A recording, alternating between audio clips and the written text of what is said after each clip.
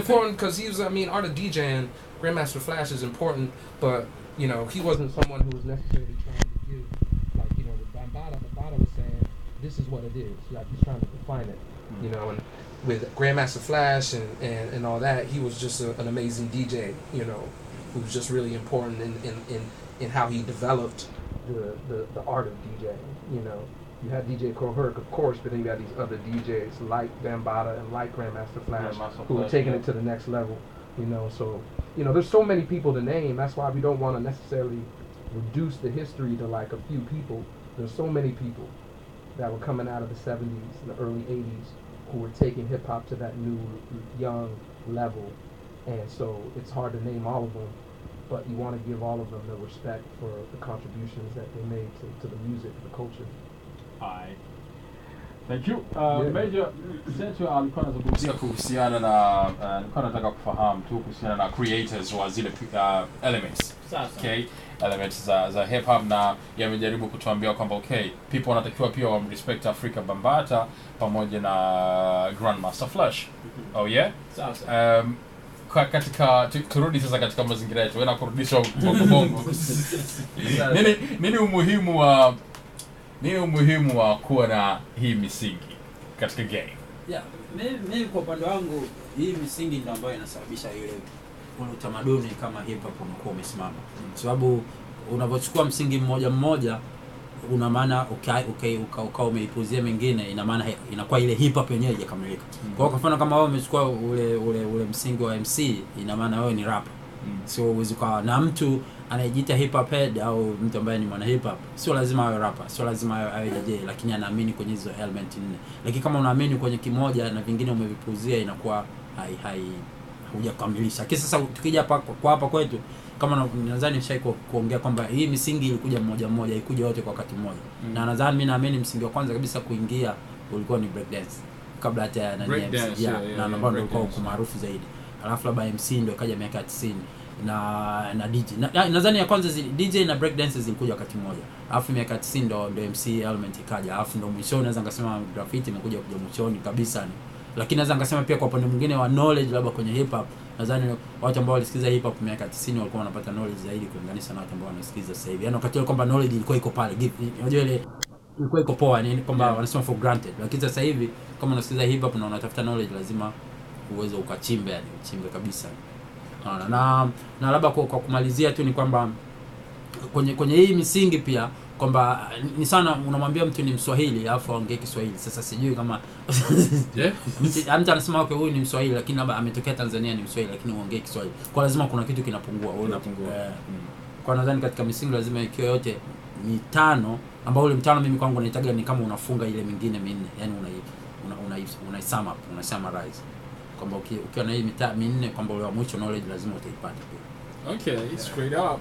Asante kwa Major pia. Asante kwa msikilizaji. Kama una lolote la kutuuliza pia unaweza ukatucheki na unaweza ukatuma text. Okay, Jabir okay, Kuvichaka atoje Jabir Saleh. Okay, Mr. Seth Markle unaweza kumcheki kwenye Twitter na Facebook kwa jina hilo SETHMARKLE. Okay, big hello from the girls, man, outside. Yeah. Say hey, man. Okay, big shout out kwa Kipipi. Okay, umetisha sana. Oh yeah, okay, poa. Anasema muulize Major.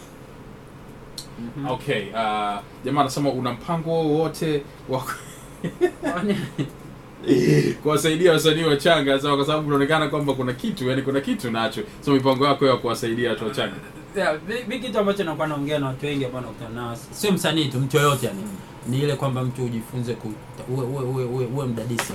Kwa sababu vitu vingi kama anavyozungumza watu kwamba anaonekana na vijua, lakini vitu ambavyo nimevitafuta kwa sababu unakuwa na mapenzi na kile kitu. Yeah. Na naamini kwamba kama mtu ana mapenzi na kitu kweli utakipata. Maana katika watu wote ambao tumekuwa ile miaka 90 tunasikiza hip hop, naweza nikadhani mimi mwenyewe naweza nikaa ndo hadi sasa hivi naishi ile maisha yani kwamba okay, this is hip hop. Kwa hiyo ni kitu ambacho naona kwamba tayari ulikuwa nacho ndani ya damu yako. Na chochote kile ambacho unaamini, mimi naambiaga hata kama ni kokota uchafu majalalani, kama unaamini kwenye kokota uchafu majalalani, wewe uchafu utakutoa utakupeleka mbele. Definitely. Yeah. Kwa hiyo msanii yote kama kichamusha cha mwanzo kabisa ajiamini mwenyewe na akipende kile anachokifanya. Alafu hivi vitu watu wako kusaidia wenyewe tu wanatokea ni. Wala uwatafuti unashangaa tu mtu mmoja mimi. Au kwa mfano kama zaidi kwamba huyu bwana amenana naye hapo. Lakini kwamba tayari amemsikia akaona ni kitu. Sure. And yeah. Seth, in these 40 years we've been witnessing a lot of different eras in the hip hop. Sure. And like we have our golden era, and the other one and other one and other one. Tell us about these eras. Yeah, sure. Well, I think if 40 years of hip hop, so we say we started in 1973 to about 1985 is the beginning, right? That incubation stage. It's growing. It's a little infant baby about to grow up. 1985 to 1994, I say, is the golden era. Some people stretch it to 1996, but the golden era is just like incredible innovation, incredible. All these artists started to come out and emerge from New York City, as well as places like California, the West Coast, LA, as well as the Bay Area. So you had a lot of just young artists just doing new stuff. So there was just so much music that came out between 1984 and 1985 and 1994. Now, 1995 to about 2000-ish is 1995 to about 2000 or 98 is the East Coast West Coast beef. That's to me is one of the eras where it's really a low point, and it's a low point because of the tension and the violence. Of course, Tupac and Biggie dying, but then also it's the era where hip hop becomes commercial, and there's a lot of money, a lot of money involved, and now it's becoming almost popular music that's getting played everywhere.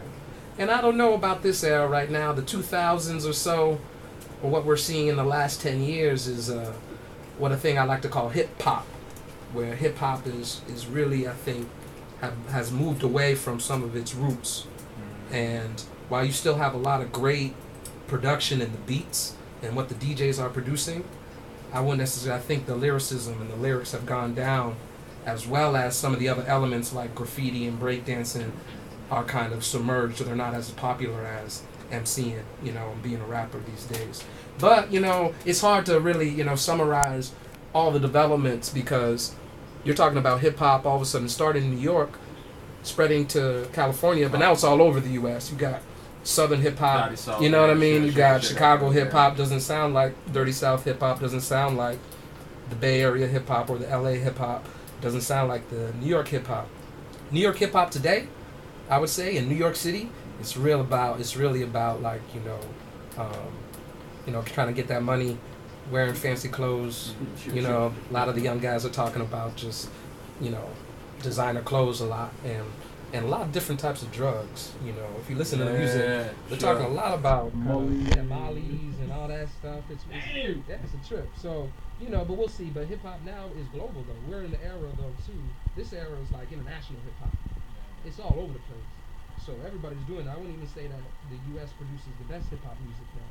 Some of the best hip hop music is coming out of Africa. It's coming out of China. It's coming out of Japan. Really? So yeah. So I think it's right now it's the global hip hop moment. Yeah.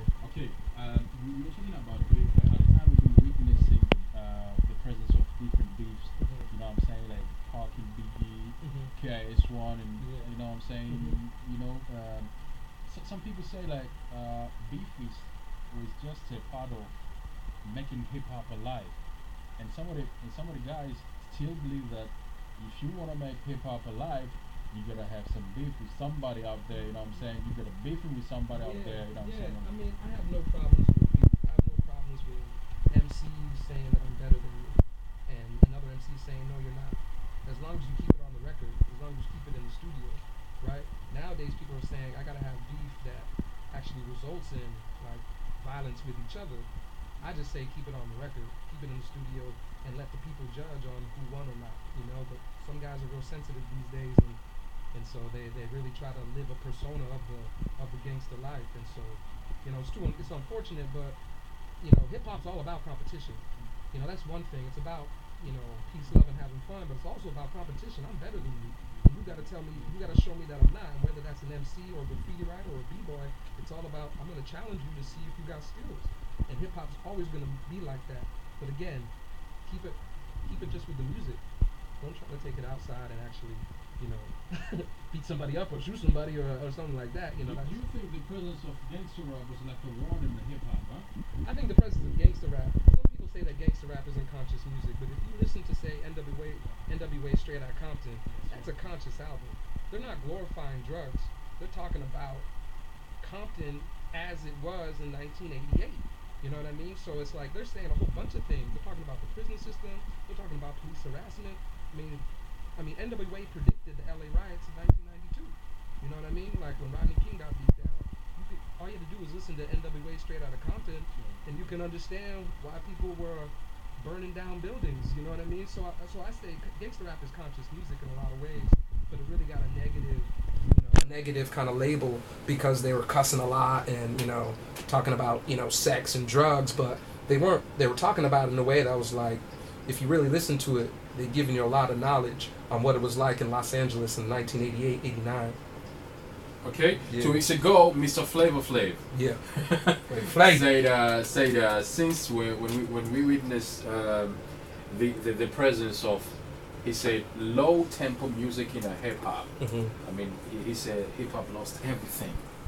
Do you believe in that? No. Do you believe in changes? I believe in changes, man. You know, I think a lot of times, and you'll find this with anything that's with hip hop music now is generational. You got, you know, I got a friend of mine whose kid is 8 years old, who's now a hip hop head. You got people who are now 50 years old who listen to hip hop, but we come from different generations. Yeah. I think you'll find like people like Flavor Flav of his generation, the elders, they have a real kind of negative view of hip hop today because they're the ones who kind of helped build it and they saw it kind of stray away from what it was. But I disagree. I think hip hop is evolving, ever changing, and still very, very powerful. But you might have to look for it outside of the United States to find that. Yeah. Come on, man. I'm scared said if there pana tatizo sana hapo kwenye changes. Yeah. People hawataki kwenda na changes. And when it comes to tokea like mtu mmoja switch kidogo. Jana amesikia yule DJ Muse, okay, ambaye ndo alifanya show ya hip hop ya kwanza Afrika Mashariki huko Kenya, okay. Yeye alisema kwamba yeye anakubaliana na changes, unaona bwana. Na akasema kwamba wakati mwingine watu wanaweza switch hip hop ikafuse na rock music sometimes. Kama Eminem, the way Eminem did. No one was okay, sing for the moment. Yeah, sing for the moment. Yeah. Okay. Vitu kama hivyo unajua sasa inapokuja kwetu. Kwa Eminem Alifuse akaingia kwenye rock music na vitu kama hivyo.